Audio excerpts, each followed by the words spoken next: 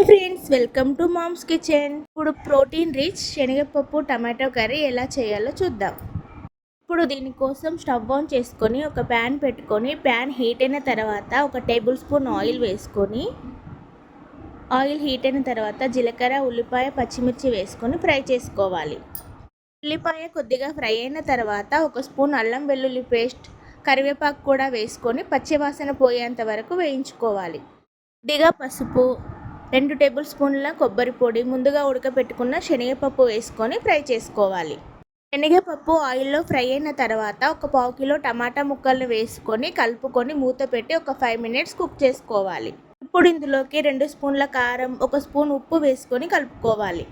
ముందుగా ఉడికించి పెట్టుకున్న శనగపప్పులోని వాటర్ని ఇందులో యాడ్ చేసుకొని ఒకసారి కలుపుకొని మూత పెట్టి ఒక 5 మినిట్స్ కుక్ చేసుకోవాలి.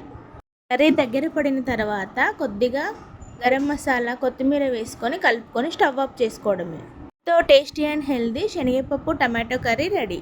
చపాతీలోకి, రైస్లోకి చాలా బాగుంటుంది. మీరు కూడా ఒకసారి తప్పకుండా ట్రై చేయండి. ఈ రెసిపీ కనుక మీకు నచ్చినట్లయితే do like, share and subscribe to mom's kitchen.